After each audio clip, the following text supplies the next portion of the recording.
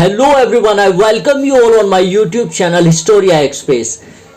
Guys, आप लोगों ने काफ़ी डिक्टेटर्स के बारे में सुना होगा, जैसे सद्दाम हुसैन, हिटलर, मुसोलिनी। आज की इस वीडियो में हम एक ऐसे ही डिक्टेटर यानी तानाशाह के बारे में बात करने वाले हैं। मैं बात कर रहा हूँ लीबिया के तानाशाह, लीबिया के डिक्टेटर मुअम्मर अल गद्दाफी यानी कर्नल गद्दाफी की।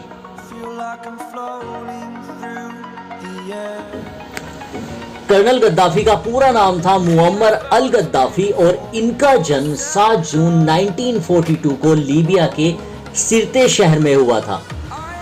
जब इनका जन्म हुआ उस समय लीबिया इटली का उपनिवेश हुआ करता था, यानी एक आजाद मुल्क नहीं था।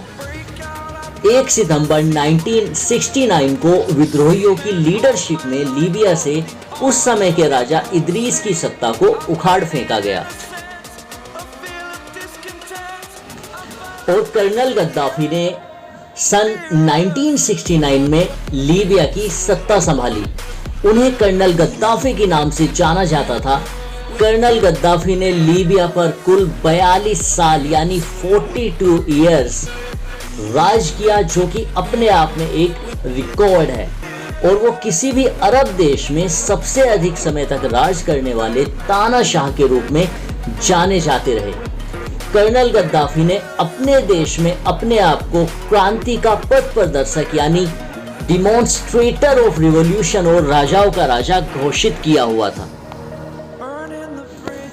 कर्नल गद्दाफी को सबसे ज्यादा स्टाइलिश डिक्टेटर के रूप में भी याद किया जाता है। और एक और चीज जो उनको सबसे अनोखा बनाती थी, कर्नल गद्दाफी अपने बॉडीगार्ड्स में कभी भी पुरुषों की भर्ती नहीं करते थे। आप उनकी जितनी भी वीडियोस या जितने भी फोटोज देखेंगे, उनके साथ हमेशा आपको फीमेल बॉडीगार्ड्स नजर आएंगी।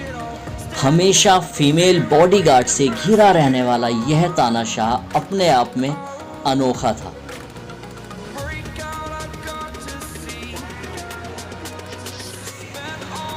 गद्दाफी का दावा था कि उनके दादा अब्देसलम बोमिनियार ने इटली द्वारा लीबिया को कब्जा करने की कोशिश के दौरान लड़ाई लड़ी थी और 1911 के युद्ध में वो मारे गए थे और वो उस युद्ध के पहले शहीद थे।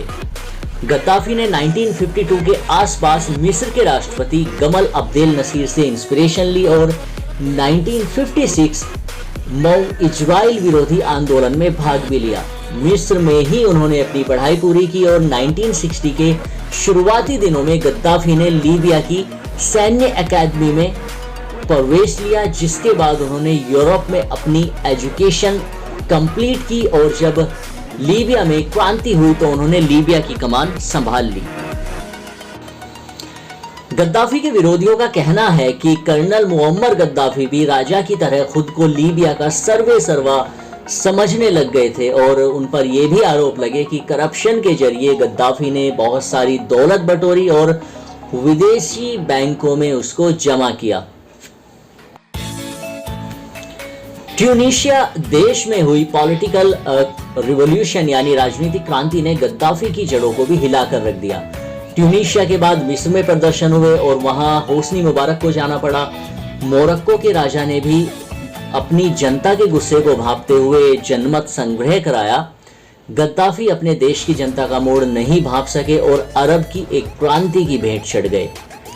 20 अक्टूबर 2011 को एक संदिग्ध सैन्य हमले में गद्दाफी मारे गए। कर्नल मुअम्मर गद्दाफी के खात्मे के साथ ही लीबिया में 42 सालों से चला आ रहा लंबा तानाशाही शासन खत्म हो गया और 22 अक्टूबर को लीबिया को आजाद मुल्क घोषित कर दिया गया। गद्दाफी की मौत के बाद लीबिया में जश्न का माहौल था। दुनिया के अलग अलग इलाकों में रह रहे लीबियाई नागरिक भी तानाशाही शासन के अंत पर खुशी मना रहे थे, लेकिन दुनिया के कई देश लीबिया के फ्यूचर को लेकर मिली जुली प्रतिक्रियाएं जाहिर कर रहे थे। कहा जाता है कि अपने आखिरी वक्त में वो अपने होम टाउन सिरते में छुपे हुए थे और वहां से भागने की फिराक में थे। जैसे ही वो अपने काफिले के साथ वहां से निकले, फ्रेंच लड़ाकू विमानों ने उस पर हमला कर दिया। हवाई हमले के बाद गद्दाफी का काफिला अपने विरोधियों की फौज के साथ झड़प में फंस गया। माना जाता है कि इस दौरान हुई गोलीबारी में गद्दाफी जख्मी हो गया। इसके बाद वो जमीन पर घिसटते हुए एक पाइप के पास जाकर छुप गए और कुछ घंटों बाद ही विद्रोहियों ने गद्दाफी को वहां से ढूंढ निकाला। बताया जाता है कि इन्हीं में से एक ने अपने जूते से गद्दाफी की पिटाई की और चश्मदीदों के मुताबिक उस समय गद्दाफी हाथ जोड़कर दया की भीख मांग रहा था। गद्दाफी की लाश के साथ एम्बुलेंस में सवार अब्दुल जलील अब्दुल अजीज नाम के एक डॉक्टर का दावा है कि गद्दाफी को 2 गोलियां लगी थी। अजीज के मुताबिक एक गोली गद्दाफी के सिर में और दूसरी गोली गद्दाफी के सीने पर लगी हुई थी। दुनिया के बाकी तानाशाहों की तरह गद्दाफी का अंजाम भी कुछ अलग नहीं हुआ और जो अंत कोई भी तानाशाह अपना देखता है ठीक वैसा ही गद्दाफी के साथ भी हुआ। 42 सालों तक गद्दाफी ने बड़ी ही आन बान और शान के साथ एक पूरे देश पर राज किया, अपने आप को सर्वे सर्वा घोषित किया, लेकिन जब आखिरी वक्त आया तो उसको भी हाथ जोड़कर दया की भीख मांगनी पड़ी। किसी भी देश के लिए तानाशाही अच्छी भी साबित हो सकती है, बुरी भी साबित हो सकती है, लेकिन इतिहास बताता है कि तानाशाही से कोई भी देश आज तक आगे नहीं बढ़ पाया और कोई भी तानाशाह अपने आखिरी अंजाम से नहीं बच पाया।